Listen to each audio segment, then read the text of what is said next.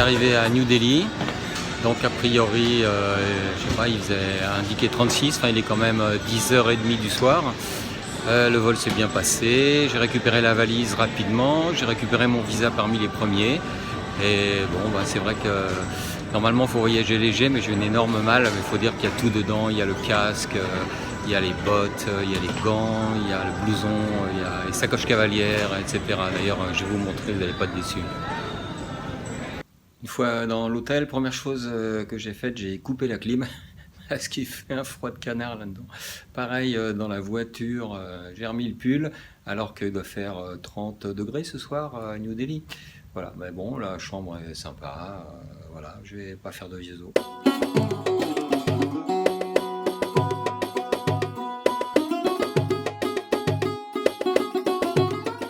Bon, c'est parti pour la mosquée Jama Masjid, voilà, avec le rickshaw. Donc il y a toujours pas mal de circulation. L'Inde est le deuxième pays le plus peuplé du monde et le 7e plus grand. L'indice de performance environnementale souligne la détérioration alarmante de la qualité de l'air.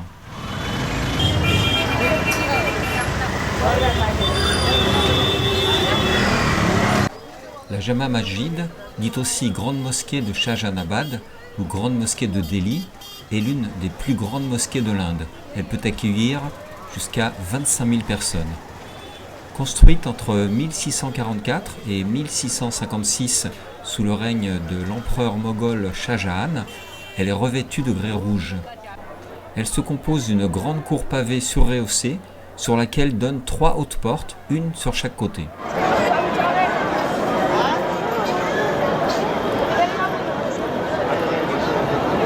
Le haram, la salle de prière de la mosquée, s'ouvre par une façade sur un pistach, un portail en forme d'arc entouré de petites colonnes et surmonté de chhatris, les structures en forme de pavillon. Il est entouré de 2 minarets, également surmontés de chhatris et couverts par 3 dômes. À l'intérieur, le mihrab prend une dimension immense. Le mihrab est une niche architecturale qui indique la direction de la Mecque.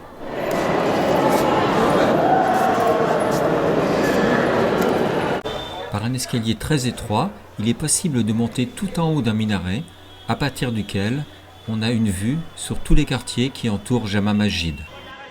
En 2017, l'économie indienne est la 7e du monde en PIB nominal et la 3e en PIB à parité de pouvoir d'achat.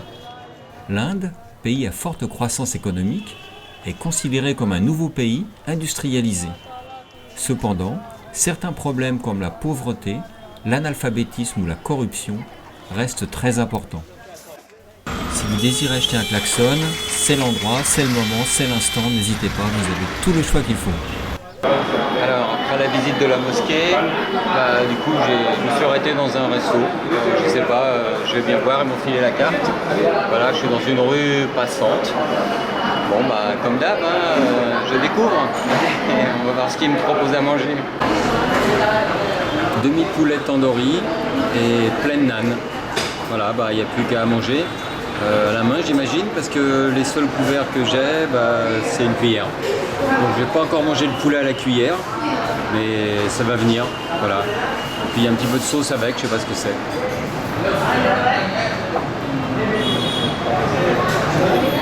Durant le repas, le spectacle de la rue en contrebas est toujours renouvelé. Bon, j'ai bien mangé, c'était bon, mais j'ai la bouche en feu avec le poulet tandoori, ça arrache. Donc j'ai beau boire de l'eau, il va falloir que je m'habitue quand même à manger épicé.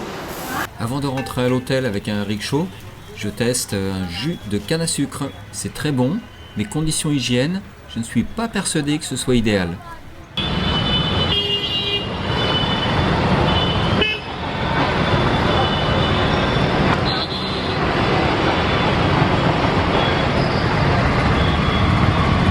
Bon, finalement ça avance pas assez vite, du coup je décide de prendre le guidon pour rentrer.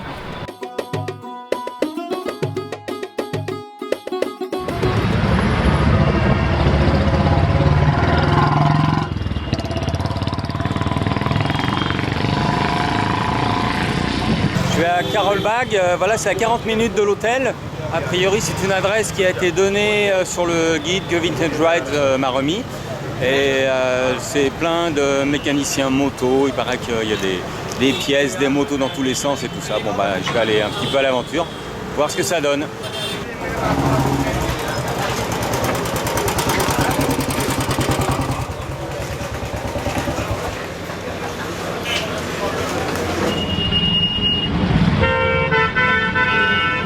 Après le quartier des motos, me voilà à Connaught Place, donc le quartier chicos avec plein de boutiques de luxe, plein de mendiants, plein de gens qui veulent vous emmener faire un tour, visiter des trucs. Enfin bon, ça me plaît pas trop. Je vais essayer de trouver un petit resto qui soit beaucoup plus typique que le Burger King du coin.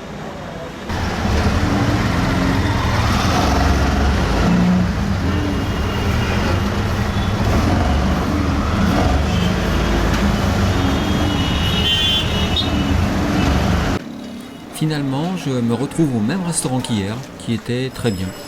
Et hier, il y avait un pousse-pousse vélo qui voulait absolument m'emmener visiter la vieille ville. Et hier, non, je venais d'arriver et j'avais pas trop envie d'y aller. Après, je m'étais dit que c'était un peu bête sur le coup de ne pas l'avoir fait. Et là, bah écoutez, il m'attend et donc je lui dis « Ok, c'est parti pour 3 heures de balade dans les quartiers de Old Delhi ». Nous passons dans tous les bazars, mariages, sari, épices, etc.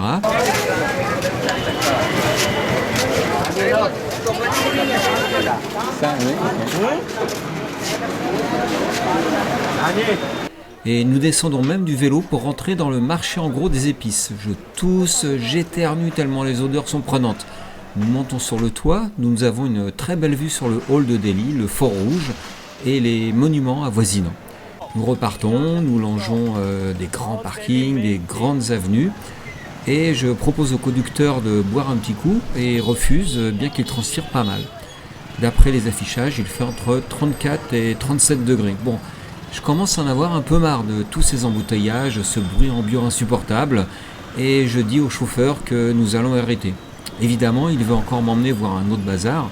Comme j'ai bien compris qu'il était payé à la demi-heure, plus je reste, plus il touche. Nous arrivons enfin devant la porte d'entrée de Jama Masjid et il me dépose devant un rickshaw qui est d'accord pour me ramener à l'hôtel.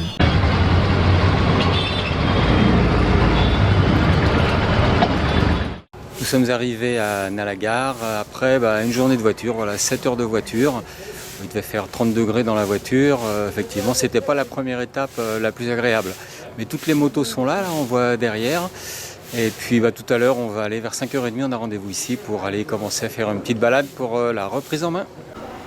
Après avoir récupéré les clés de la chambre et déposé mes affaires, je vais faire un petit tour dans le fort et je regarde les préparatifs pour un mariage qui va avoir lieu ce soir. Le fort a été construit en 1421 sous le règne de Raja Bikram Chand. Il est situé sur une colline au pied de l'imposant Himalaya et il offre une vue panoramique sur les collines de Shivalik au-delà de la rivière Sirsa.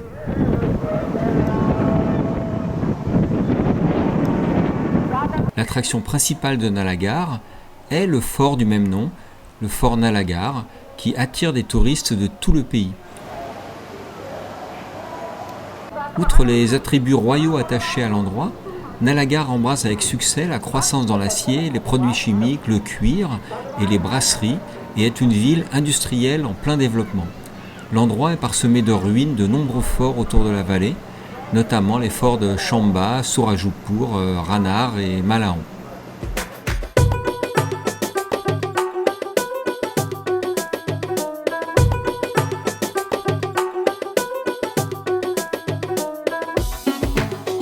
Départ pour Shimla, il doit faire déjà 30 degrés, tout le monde a super chaud avec les équipements de moto. Voilà, il est près de 9h du matin, on va y aller. Nous quittons l'hôtel comme prévu à 9h, direction Shimla.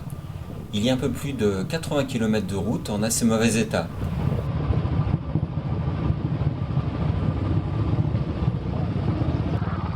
Assez peu de passages de boue de pierraille, mais une chaussée déformée qui masse le dos en permanence.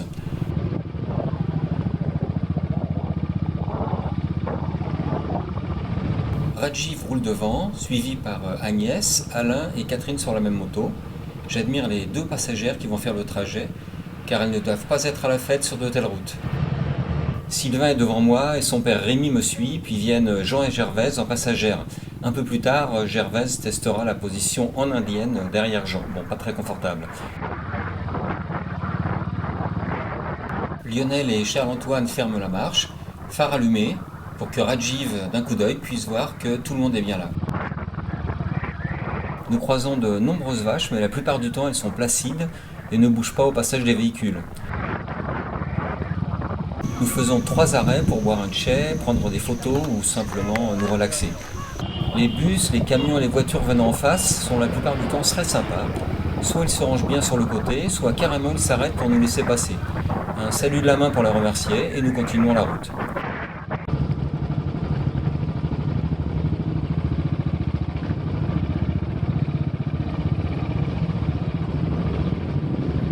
Bientôt un autre arrêt, toujours l'occasion de discuter avec les gens qui viennent nous voir très gentiment.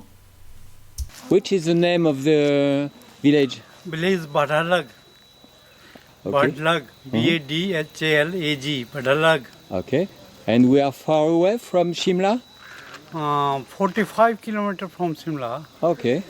Yes. A good weather. Good weather. Sunny. Yes. Thank you. Okay, so nice of you.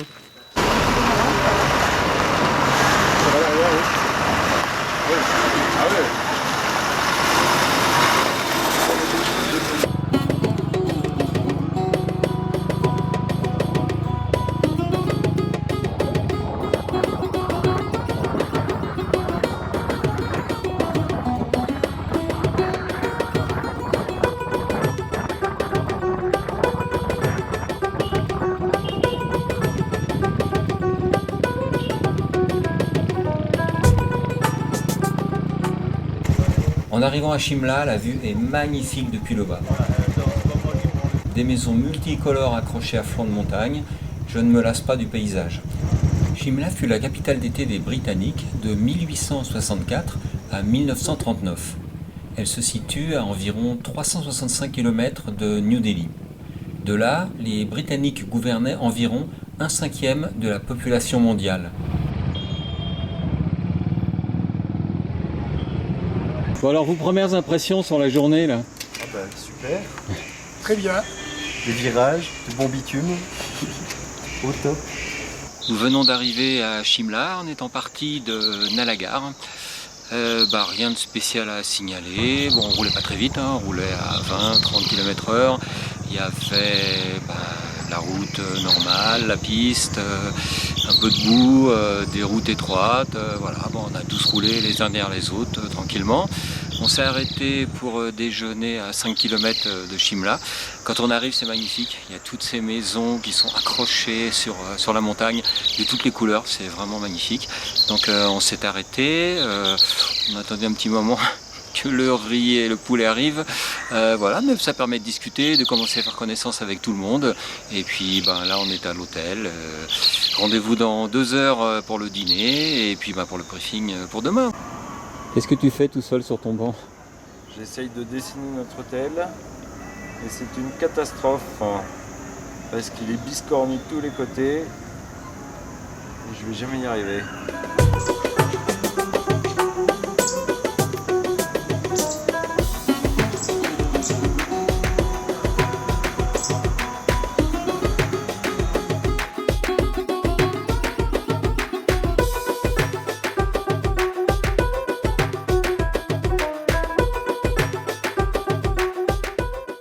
Avec son architecture héritée de l'Empire britannique, ses quartiers indiens et la présence de riches touristes indiens, Shimla ne ressemble à aucune autre ville du pays. Le centre-ville est strictement réservé aux piétons.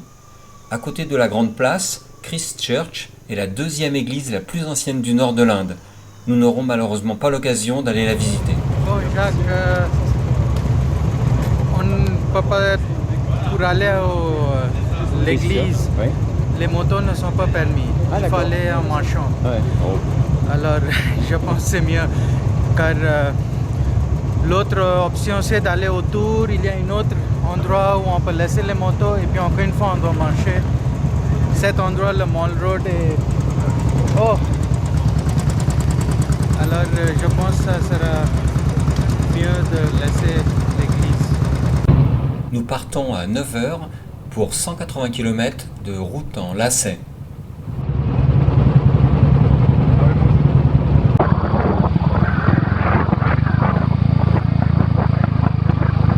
Il faut tout d'abord quitter la ville de Shimla et ses embouteillages avant de retrouver une route un petit peu plus dégagée.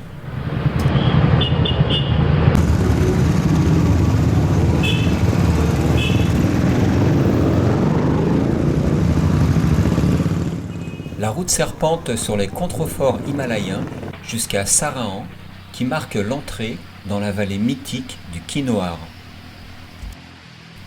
Lors du premier arrêt, Jean vient demander à Rajiv de rouler un petit peu plus vite, car entre 20 et 30 km/h, tout le monde s'endort. Quelques yaks rencontrés sur la route et les premières impressions concernant les motos. Ma moto elle est on-off. C'est-à-dire que le compteur il marche pas. Et d'un seul coup, quand je suis à fond, Ah oui, c'est vrai. donc elle est on-off.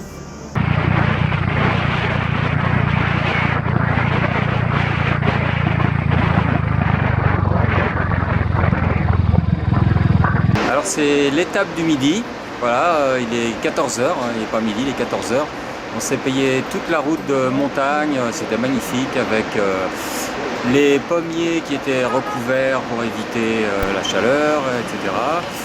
Il faisait un petit peu frais en partant ce matin et puis bah, là il fait super chaud. Voilà. Donc, on va déjeuner et on a fait le plein des motos et puis après bah, on repart pour arriver à l'étape suivante.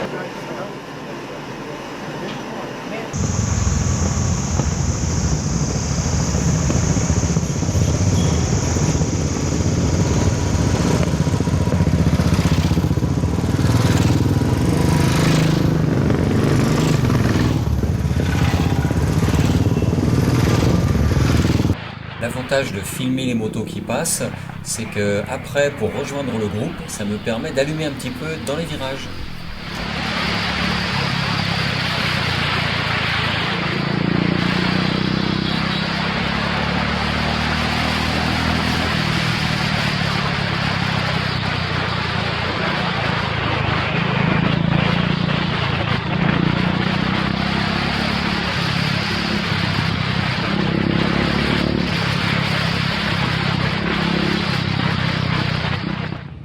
Nous devions en principe arriver à l'étape du jour vers 16 h, mais le repas du midi étant un petit peu long, nous sommes repartis vers 16 h.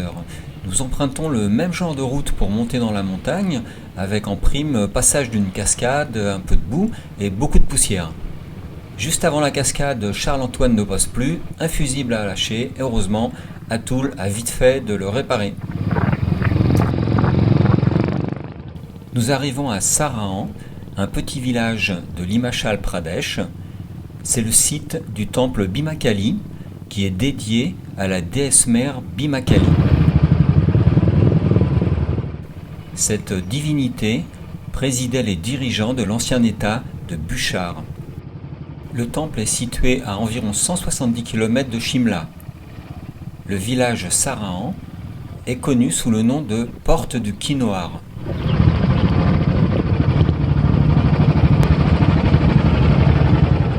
La route pour accéder à l'hôtel Green Valley Resort est fermée car une dizaine d'Indiens la refont en alignant des briques que des femmes apportent dans un sac posé sur le front.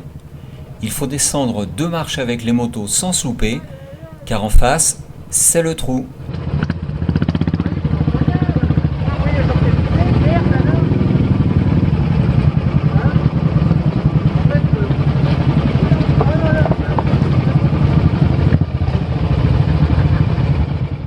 Tout le monde passe sans problème, ça c'est pour la descente, on verra demain matin pour le retour.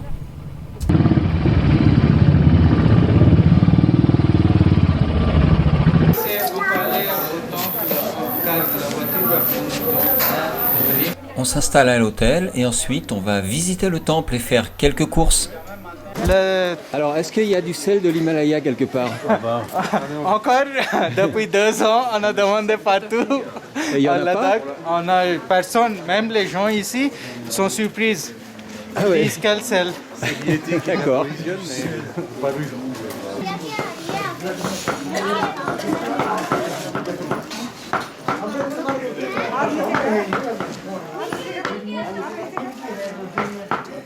Quelle que soit l'heure, le chantier continue et les commerçants sont ouverts.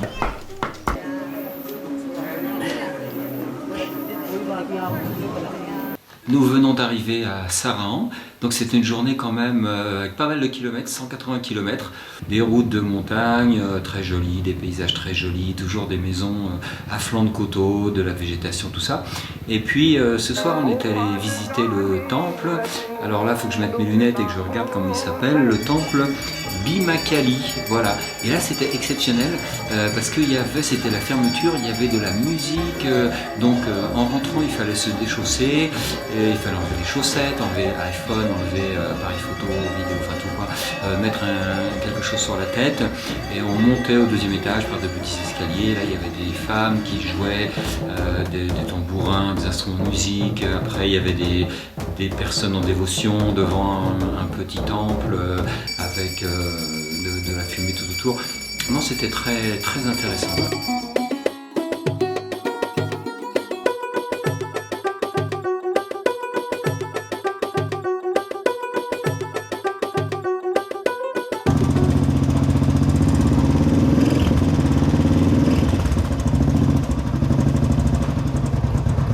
Nous partons à 8h30 et commençons assez fort car il faut monter les 3 marches que nous avons descendues hier. Rajiv se retrouve en balançoire au milieu de l'escalier. Une fois redescendu, je lui propose de retirer les blocs de pierre qui ne sont pas stables et ne facilitent pas la montée. Ensuite, il passe sans problème et tout le monde le suit. En tout cas, ça réchauffe le matin de bonne heure.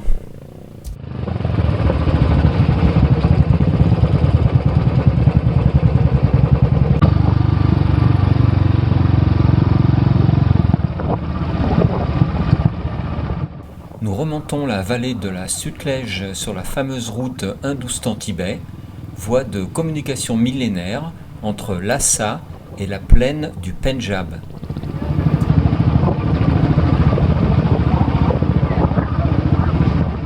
Nous roulons tout d'abord sur une route normale et donc légèrement cabossée, pour arriver ensuite sur une piste nettement moins commode de poussière, boue, trous, gros blocs de pierre sur lesquels Agnès dérape et chute sans conséquence. Elle repart et après 5 km de cette piste inhospitalière, nous retrouvons les conditions habituelles.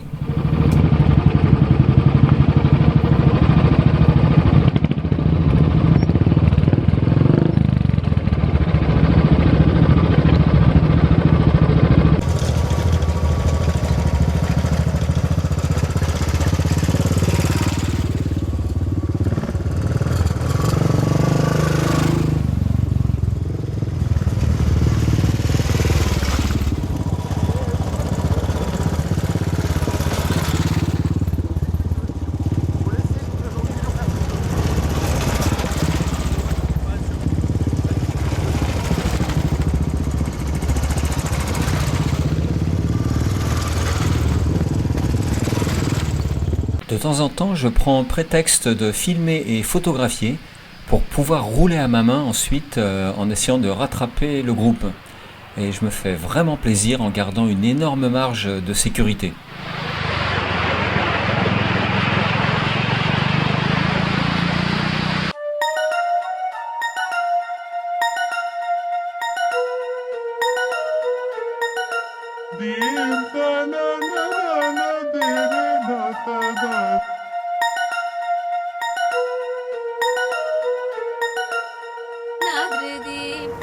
Nous nous arrêtons régulièrement pour prendre des photos, des vidéos ou souvent pour prendre un tchè dans un petit restaurant local.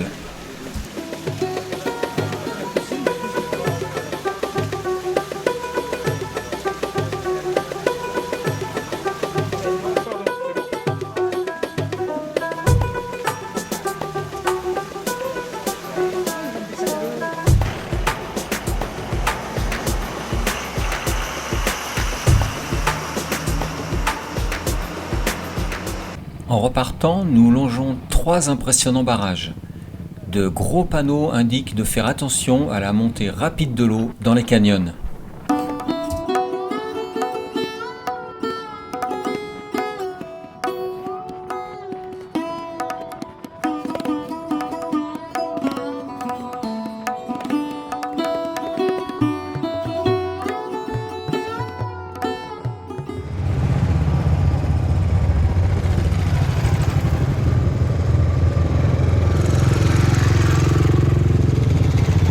13h20, nous arrivons à Sangla. Nous garons les motos en ville en face du restaurant, dont la terrasse en hauteur va nous permettre de filmer et de photographier la vie locale. Le repas est servi rapidement contrairement à la veille. Nous avons le temps de faire un petit tour en ville pour filmer, photographier et surtout faire tourner le gros moulin à prière, très coloré et très décoré. À 14h30, nous prenons le départ pour Chitkul, qui se trouve à 20 km. C'est le village indien le plus près du Tibet. À l'entrée, les militaires demandent des papiers que le guide a avec lui.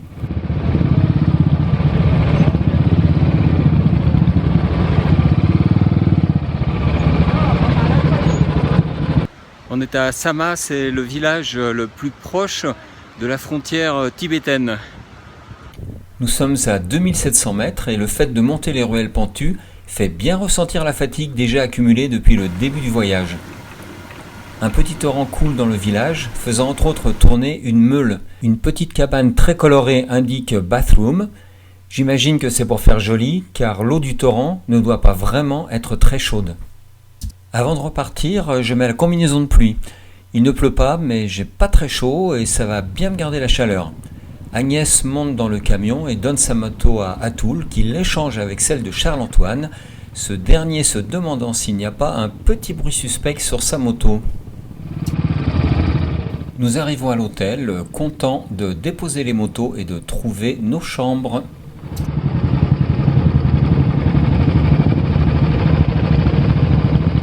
Après le déjeuner, nous sommes partis à Chitku, qui est le village indien le plus près de la frontière tibétaine. Donc en principe, il est interdit de filmer et photographier. Donc bien évidemment, tout le monde a filmé et photographié. En revanche, il n'y avait pas de réseau là-bas.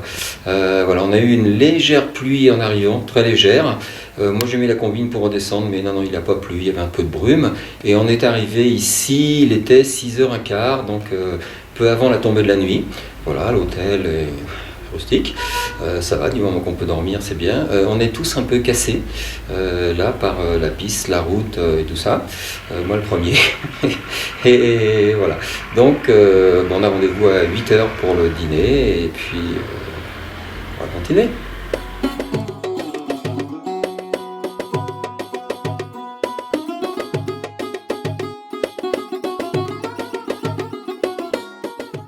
Nous quittons l'hôtel par un très beau soleil et reprenons la même route qu'hier pour redescendre dans la vallée jusqu'au barrage.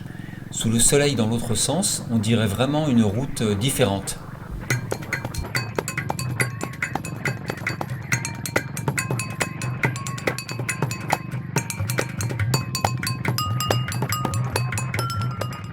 Après un peu plus de 2 heures de route, nous arrivons à Pekongpeo à 2700 mètres.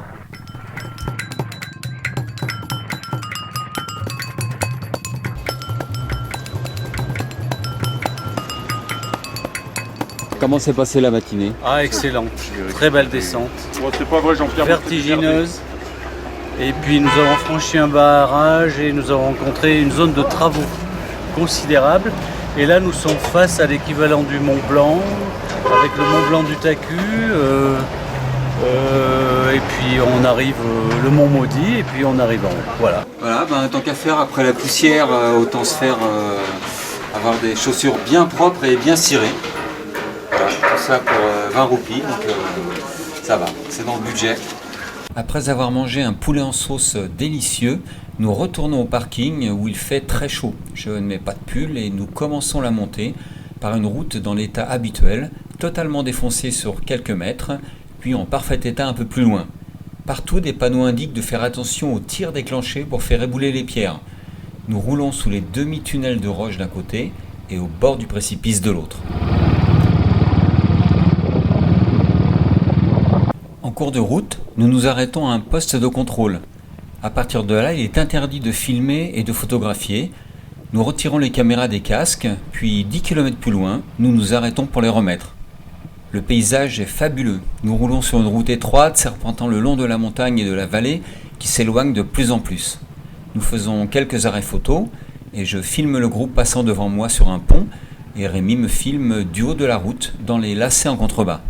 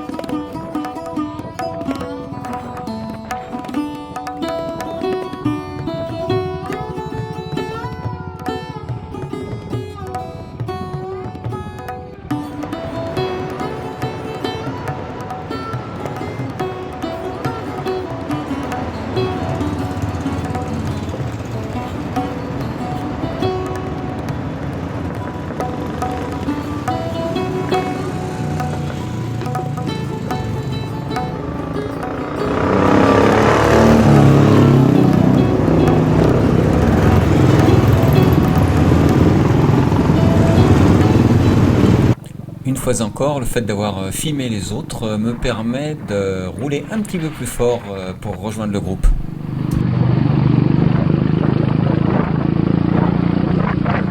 Il y a juste un petit problème, c'est que je ne sais jamais qui va arriver en face.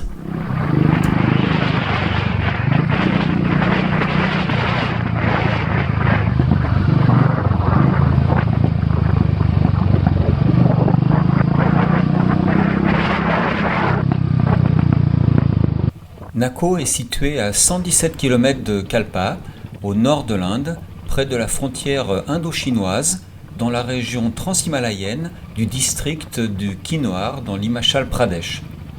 Le lac de Nako est une caractéristique importante là où il borde le village. Le monastère de Nako date de 1025 et est situé dans le village.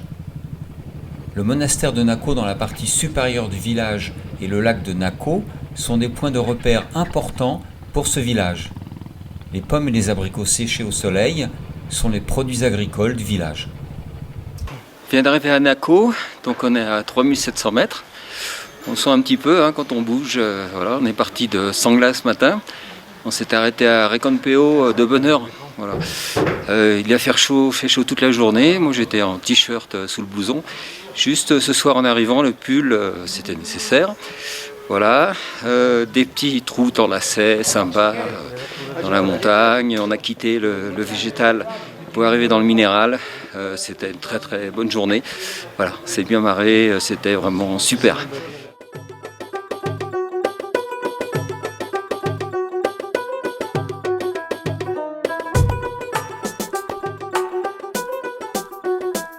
Nous partons pour Tabo et son monastère. La route n'est pas mauvaise, assez étroite lorsque deux véhicules doivent se croiser, mais pas trop défoncée. Nous roulons une vingtaine de kilomètres pour arriver au monastère de la Momie.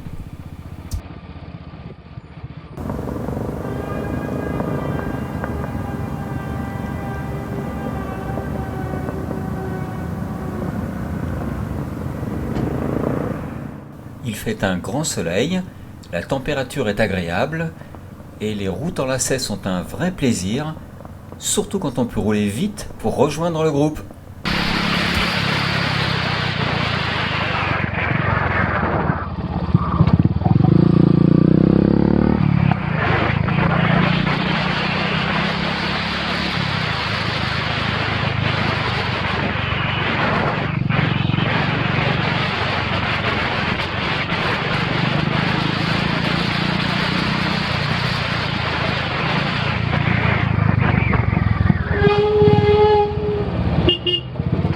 Bon allez, si ça passe pas d'un côté, ça va passer de l'autre.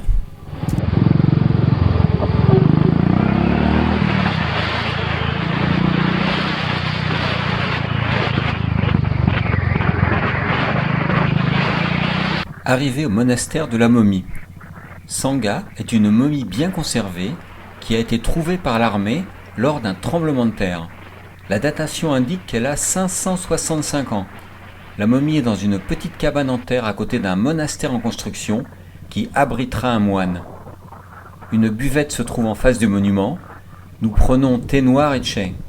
Quelques motards indiens en balade viennent voir le monastère, mais ne restent pas longtemps. Nous nous saluons par un petit geste de la main pour dire bonjour.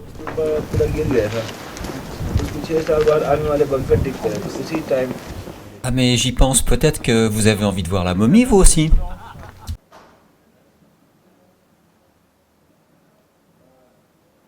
Un petit coin d'ombre pour Atul, notre mécanicien, accompagné du chauffeur du 4x4.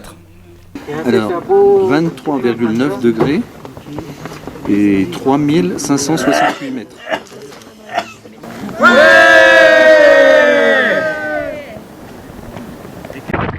Direction Tabo et son monastère.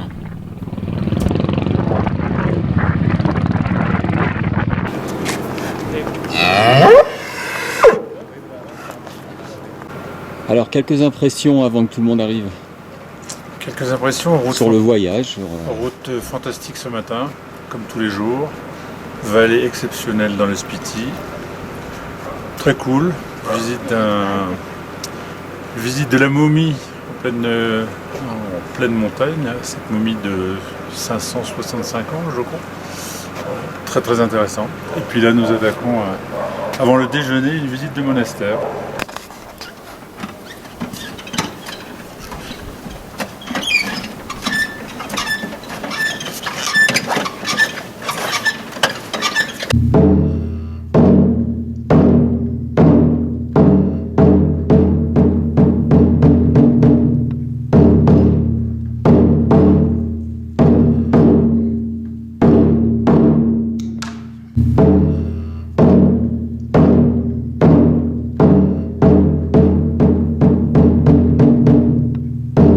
Après la visite du nouveau et de l'ancien monastère, nous nous retrouvons au restaurant pour manger un riberiaki très bon avec des nam.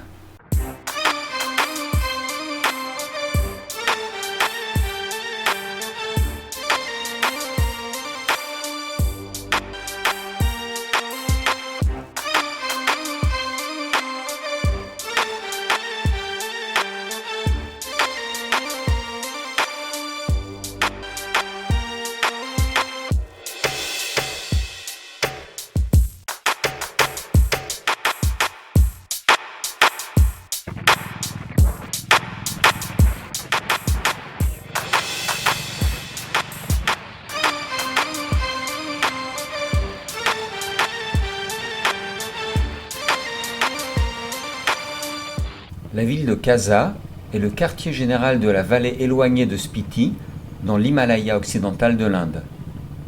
Spiti, qui fait partie du district de Lahaul et de Spiti à Himachal, est un désert de haute altitude ou de froid, proche des régions voisines du Tibet et du Ladakh en termes de relief, de climat et de culture bouddhiste. Kasa, située le long de la rivière Spiti à une altitude de 3650 mètres au-dessus du niveau de la mer, est le plus grand township et centre commercial de la vallée. Je viens d'arriver à Kasa. Alors là, surprise parce que dans la chambre, une odeur horrible, mais dans toutes les chambres, parce que la construction a été faite avec de la bouse de vache. Et donc quand les portes sont fermées depuis 2 jours, je vous laisse imaginer l'odeur que ça peut engendrer.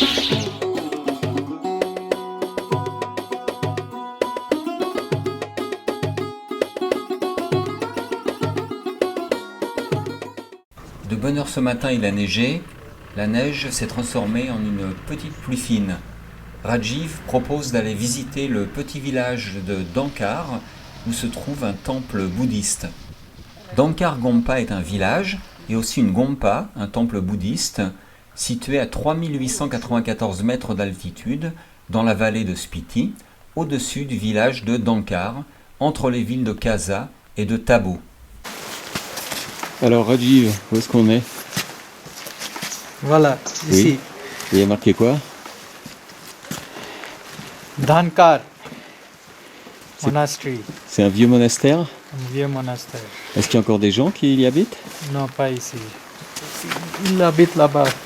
Ils ont fait de nouveaux bâtiments pour les moines.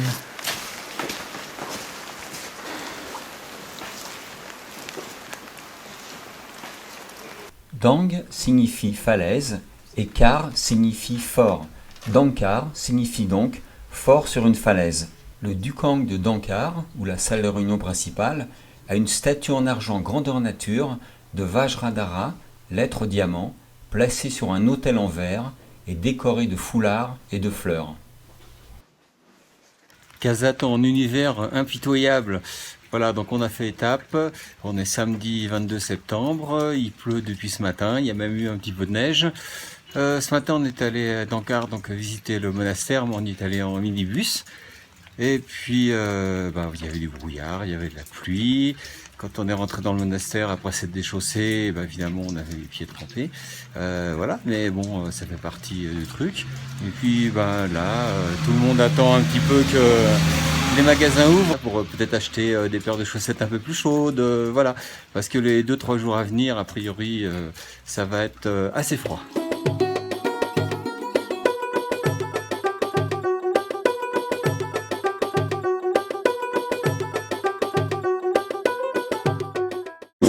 Alors, les nouvelles. Non, pas comme Pas ça. en direct, pas en direct. Pas au réveil, pas du direct. Comment ça, tu n'es pas du matin? Nous sommes dimanche matin. Eh bien, c'est bien malheureux parce que après une première semaine magnifique, avec un temps superbe et une belle expérience, eh bien là, c'est un petit peu le sombre, hein, parce que il y a le mauvais temps, le col qu'on devait passer est fermé, donc nous allons prendre le chemin du retour sous la pluie.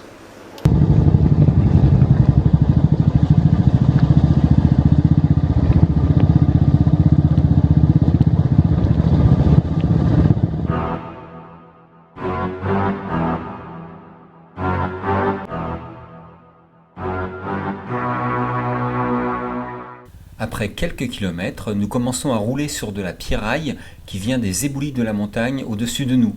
Il faut faire attention à ne pas taper dans un bloc plus gros qu'un autre, et là où ça devient vraiment difficile, c'est lorsque la route n'est plus qu'un champ de pierre.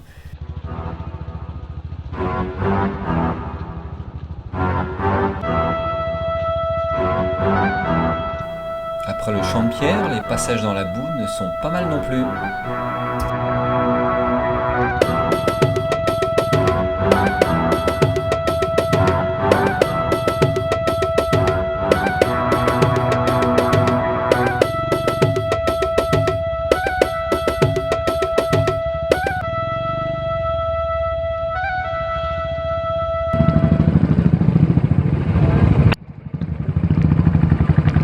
Alors, les champs de pierre, les passages dans la boue, et pourquoi pas une route coupée avec un éboulement.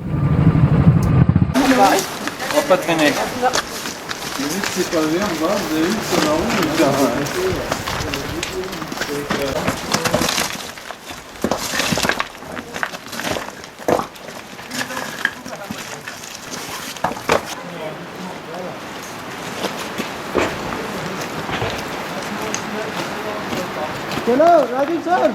Une route un peu difficile ce matin, et puis là ça a l'air de plutôt bien se passer, donc plutôt bien. T'as pas les pieds et les mains trempés, non? Les mains ça va parce que j'ai des petits trucs en caoutchouc qui sont pas trop mal, mais par contre les pieds ils sont bien mouillés, ouais. Il y en a pas un qui s'est cassé la gueule dans les pierrailles? Je crois que Lionel est tombé. Je crois que toi aussi Jacques tu es tombé d'ailleurs. Ah ouais. Il me semble bien avoir vu ça dans le rétro.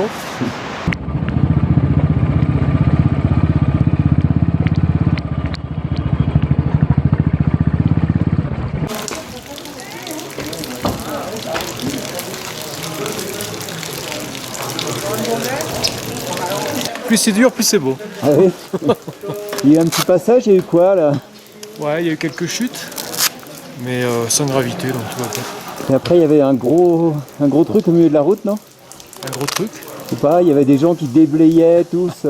Ah ouais, un petit éboulement, mais on s'est tous mis et ça a été.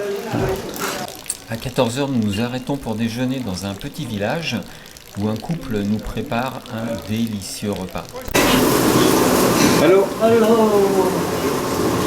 Il fallait bien ça pour nous préparer avant ce qui nous attendait, à savoir un torrent furieux qui coupait la route en deux.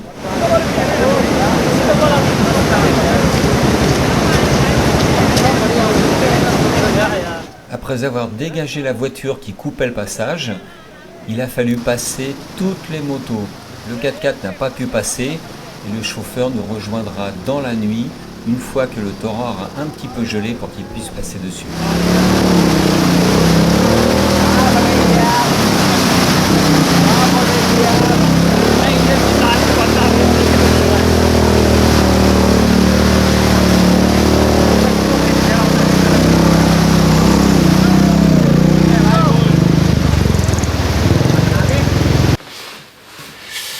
Il est 21h, on vient d'arriver à Kalpa, on est parti ce matin à 9h de Casa. En fait la route au début ça allait, après il y a eu un passage de pierraille énorme, Lionel est tombé, moi je suis tombé, voilà, bon ça réchauffe d'un seul coup, on a roulé sous la pluie pratiquement toute la journée. Ensuite, on s'est arrêté à côté du temple où on avait déjeuné juste pour prendre un tchè. Et puis on est reparti. On s'est arrêté à Nako pour déjeuner. Là, super, on a super bien mangé, des pâtes excellentes, du riz, des momos, etc. Et après on est reparti Là, on s'est payé encore plusieurs kilomètres de trucs glissants dans tous les sens de la pierraille, des flaques de boue, etc. Et alors là, comble, on est arrivé à un torrent à travers la route.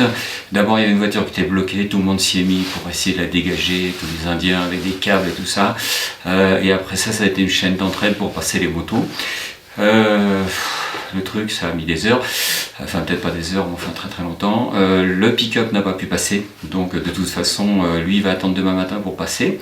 Et puis ensuite, du coup Agnès est montée derrière Jean-Pierre, sans casque, sans gants. Et puis voilà, on a roulé tout doucement. Ensuite, Jean a crevé de l'avant sur les derniers kilomètres, donc sur la jante, et puis voilà, on vient d'arriver, trempé, fatigué. C'est comme ça, hein. Niveau soutenu, c'était marqué, on fait avec. Allez, à plus tard.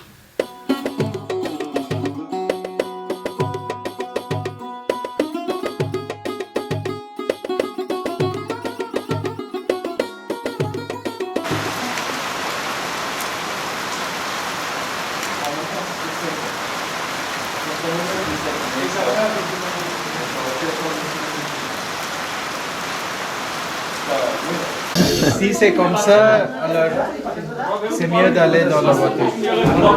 On ne va pas risquer vraiment Maintenant, ça dépend à vous. Il y a vous T'écoutes bien parce que j'entends rien.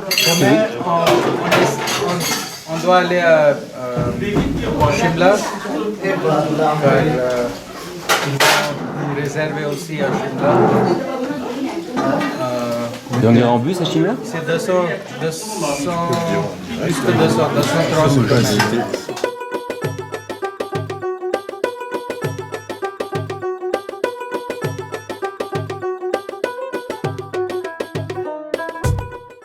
Alors il se passe quoi ce matin? Grand beau temps, avec une grosse déception parce qu'on a pas eu la petite pluie fine promise. Oui. On a eu 2 jours de pluie ici, là on est où, à Kalpa? On fera quand même comme si il allait y avoir la pluie. Et direction où alors? On va où? On va où? Shimla ce soir. Shimla, oui.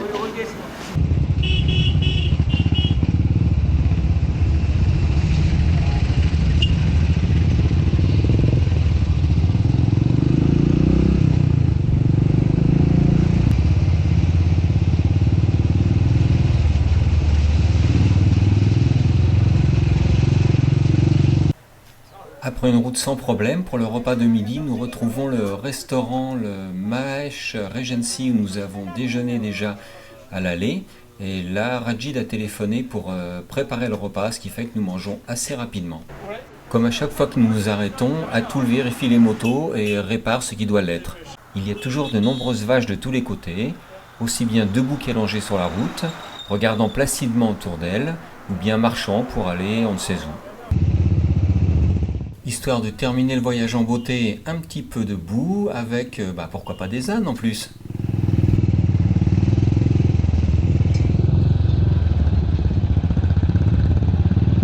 Alors Gervaise, Oui, on est à combien de kilomètres de Shimla? je sais pas, une vingtaine. En plus? Non. 70. 70. Bon. Comment c'est derrière Jean? Elle dort. C'est très bien, je dors. Elle dort. Donc si tu veux, même dans une montée comme ça, elle Tout va dort. très bien, c'est magnifique.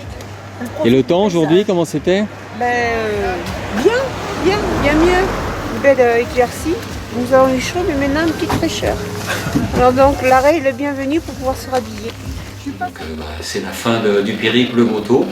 Demain, on va en bus jusqu'à Delhi où on va passer 2 jours, puisque de toute façon le col était fermé, là où on devait passer à 4700 mètres, vu qu'il y avait de la neige, le temps ne s'y prêtait pas, donc on a changé l'itinéraire. Voilà. C'était un très beau voyage avec des très belles vues, avec vraiment des choses qu'on découvre à chaque fois, les Indiens très gentils, le groupe très sympa.